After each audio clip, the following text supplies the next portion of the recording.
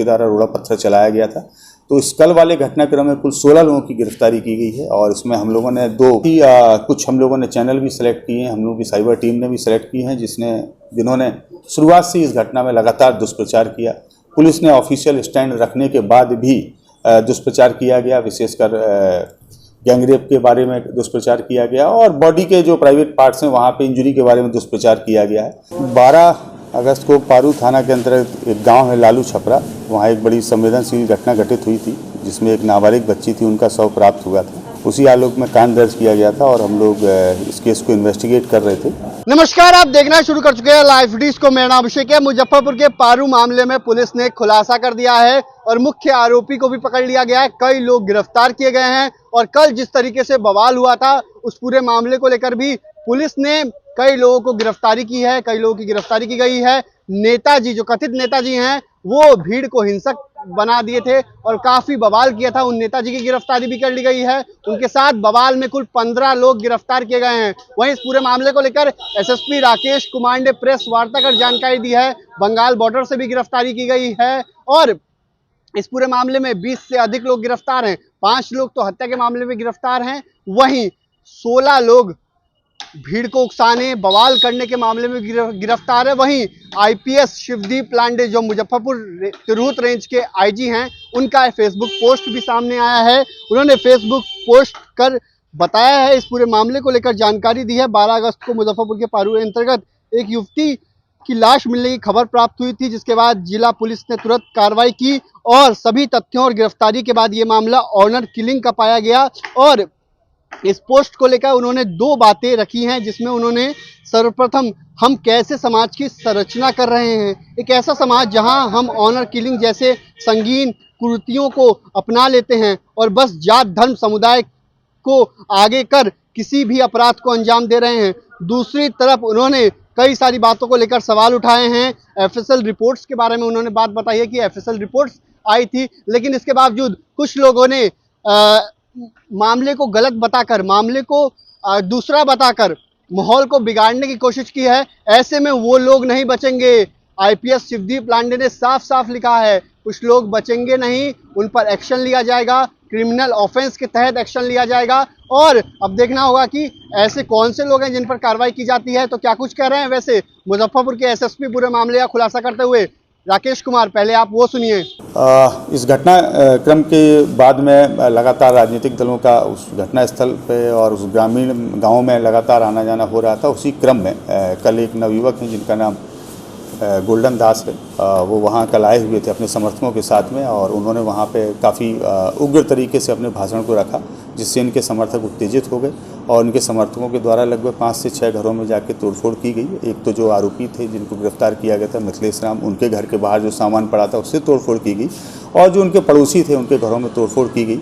और चूंकि वहाँ पर पुलिस बल मौजूद था तो जैसे ही ऐसा मूवमेंट हुआ तो 5 मिनट के अंदर पुलिस ने अपना एक्शन करना शुरू कर दिया। हम लोगों ने हल्का बल प्रयोग किया और वहाँ से उन लोगों को हटाया। उस क्रम में हम लोगों ने 16 लोगों की गिरफ्तारी की है, जिसमें से जो इसके मुख्य अभियुक्त हैं जिनका नाम गोल्डन दास, उनकी भी गिरफ्तारी की गई।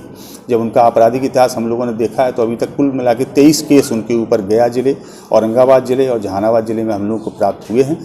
बाकी 2 केस पटना में भी हैं, रूपसपुर थाना से भी ये जेल भेजे गए थे। एक केस अभी गया के खिजराय थाने में भी है, जो अभी रिसेंटली इसी साल 2024 में हुआ है। और अभी तक की जानकारी के हिसाब से वो अभी 4 कांडों में वो वांछित भी हैं, जिसमें वो बेल आउट नहीं है, वांटेड है।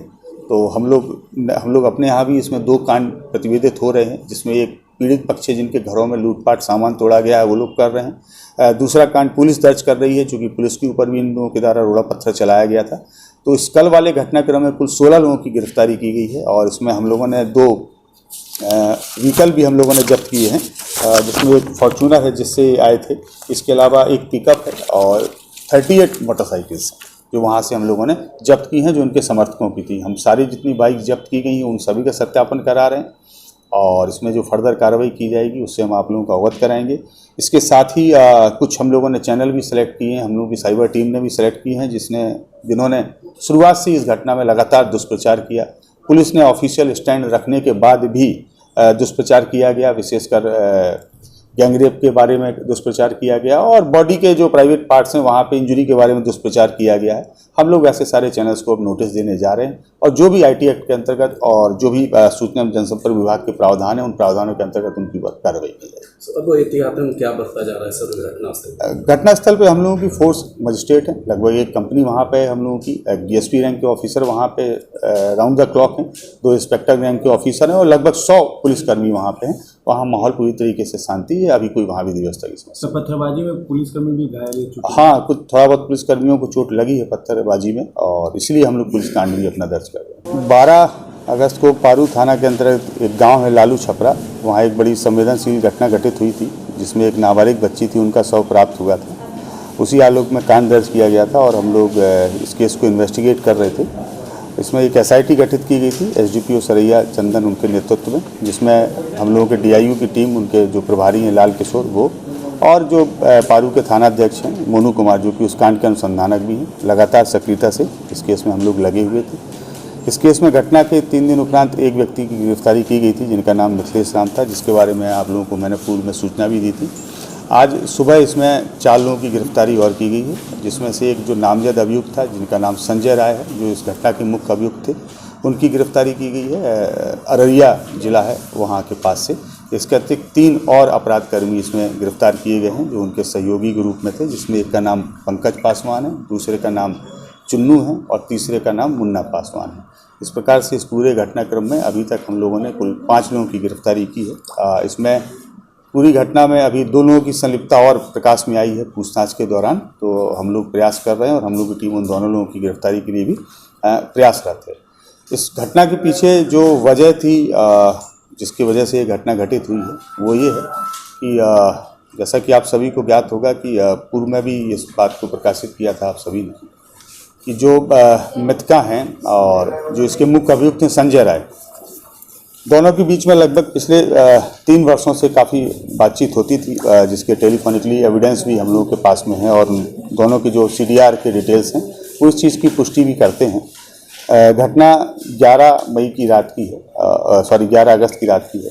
तो 11 अगस्त को रात्रि में लगभग 10:30 बजे से 11 बजे के बीच में दोनों की टेलीफोन पर बात हुई, जिसकी पुष्टि सीडीआर में भी है।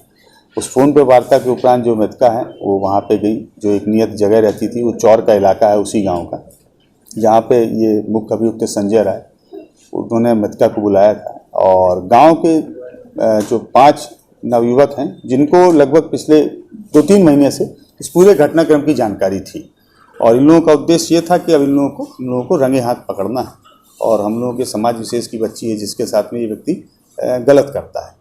तो इन 5 ही नवयुवकों ने उस दिन इनको रंगे हाथ पकड़ने की योजना बनाई। तो जब ये बच्ची वहाँ पहुँची है तो उसके तुरंत 2 या 3 मिनट के अंदर ये 5 जो नवयुवक, जिनमें से 3 की गिरफ्तारी की गई है, 2 अभी फरार हैं, ये 5 वहाँ पे पहुँच गए और दोनों जब वहाँ पे पहुँचे तो मृतका और ये मुख्य अभियुक्त संजय दोनों वहाँ बैठे हुए थे। इन लोगों ने वहाँ पे हॉट टॉक हुआ जिसमें हल्की सी मारपीट इसके साथ भी हुई, जो मुख्य अभियुक्त संजय के साथ भी हुई और जो मृतका है उसके साथ भी हुई। तो इसमें से इन लोगों के पास एक रॉड थी, वो रॉड से वार किया गया। वो रॉड जो चलाई वो रॉड पंकज ने चलाई, वो रॉड मृतका के सिर में लगी।